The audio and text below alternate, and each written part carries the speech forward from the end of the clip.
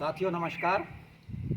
मैं doctor S P Singh एक बार फिर kitchen gardening by doctor S P Singh channel के माध्यम से आपके बीच हूँ। जैसा कि आप साथियों में से कुछ पूछते रहते हैं कि गमले में नींबू लगाए हुए हैं, उनके बारे में पूछते हैं। तो आप देख रहे हैं मैं इस समय फर्स्ट फ्लोर पर खड़ा हूँ और ये दो गमले हैं पीछे, मेरे पीछे, इनमें नींबू लगाए हुए हैं।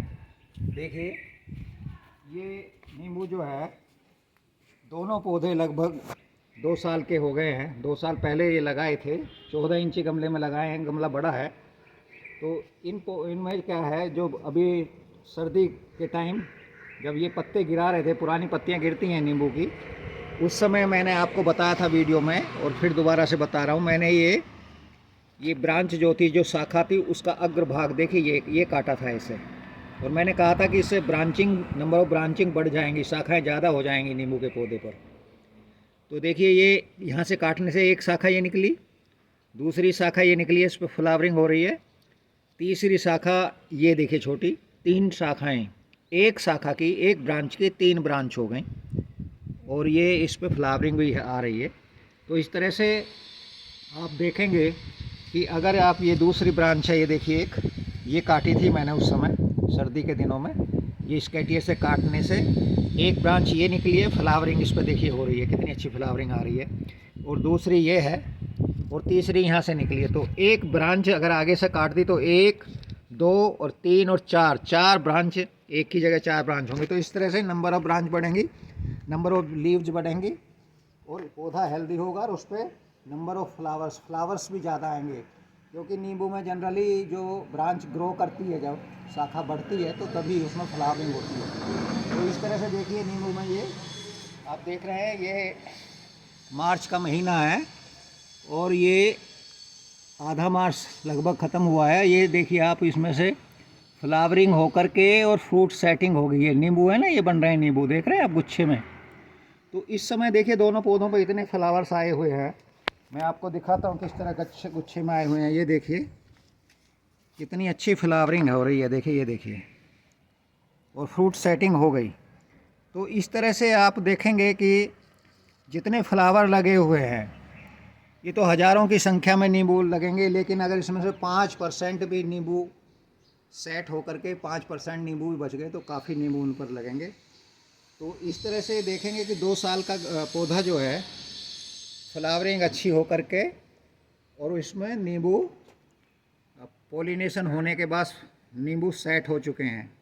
इसमें पोलिनेशन के लिए क्या है, सुबह के समय आप देखेंगे जब सूरज निकलता है, उसके बाद जैसे ही टेम्परेचर अप होता है तो मधुमक्खियाँ आकर के इसमें पोलिनेशन करती हैं। अगर मधुमक्खी नहीं आती तो आप रुई से भी पोलिनेशन कर सकते हैं। वैसे जनरली आसपास की जो पेड़ पौधे हैं जहाँ फ्लावरिंग होती है, उन पे नींबू के पौधों पे, दूसरे फलों के पौधों पर नींबू, ये मधुमक्खियाँ पोलिनेशन के लिए आती हैं। यहाँ भी इन पौधों पर जो पोलिनेशन ये हुआ है और ये फ्रूट सेटिंग हुई है, देखिए ये सब मधुमक्खियों के द्वारा ही हुआ है। ये फ्रूट सेट हो गया ना, नींबू बन गया। तो इस तरह से आपको एक चीज़ का और ध्यान देना है कि नींबू में जब फ्लावर्स आते हैं, फ्लावरिंग होती है, तो पानी नहीं लगाते।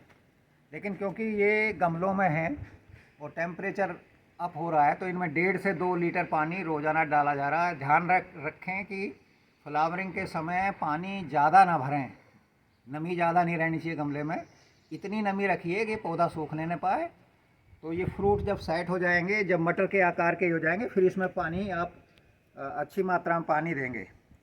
दूसरी एक चीज़ और मैं बताता हूँ कि कुछ जगह क्या देखा गया, कुछ गमलों में जहाँ चींटियाँ ज़्यादा होती हैं, छत पे जैसे चींटी आ गई है, ज़मीन में गमला रखा हुआ है, तो चींटियाँ चढ़ कर के और इनको फूलों को खाती हैं, वे रस चूसती हैं इसका, फूलों का ये पोलन ग्रेन्स और रस चूसती हैं। देखिए इस पर भी एक चींटी आई हुई है, मैं आपको दिखाता हूँ। ये देखिए, ये बहुत, ये आप देख रहे होंगे चींटी है, बहुत बारीक सी एक चींटी है, कई चींटियाँ इसमें आ रही हैं। तो ये फ़ायदा भी करती हैं, लेकिन कई बार नुकसान भी करती हैं। देखिए चींटी आई हुई हैं ये, तो नुकसान क्या करती हैं? फ़ायदा तो ये है कि इनसे पोलिनेशन होता है, एक फ्लावर से दूसरे में जाएंगे, लेकिन कई बार इमेच्योर फ्लावर को ये खाती हैं, तो उससे भी नुकसान हो सकता है। तो इसके लिए क्या है, यहाँ देखिए गमले के किनारे पे यहाँ जो एक स्टिक होती है ना कॉकरोच वगैरह मारने के लिए, उस स्टिक से कोई भी केमिकल की वो ऐसे निशान बना देते हैं, ऐसे इस तरह से। उसको लक्ष्मण रेखा के नाम से भी जानते हैं ना आप। एक स्टिक वाइट ऐसे लगा देंगे तो चींटियाँ इस पे नहीं आएंगी। चींटियाँ रिपेलेंट का काम करती है ये, इसमें पौधे में ऊपर चींटियाँ नहीं चढ़ पाएंगी। तो ये कोई ज़्यादा समस्या भी नहीं है, लेकिन आप अगर ज़्यादा इस तरह से चींटियाँ आ रही हैं तो उनको आप कंट्रोल कर सकते हैं। तो आज का मुझे यही बताना था। बहुत बहुत धन्यवाद। जय जवान, जय किसान, जय विज्ञान। अगर आपको ये वीडियो पसंद आई तो लाइक कीजिए, कमेंट भी दीजिए और आप दूसरों को शेयर कीजिए, ताकि पूरी जानकारी ये फैले और अपनी किचन गार्डनिंग में और टेरेस पे गमलों में नींबू भी लोग उगा सकें। धन्यवाद। जय जवान, जय किसान, जय विज्ञान।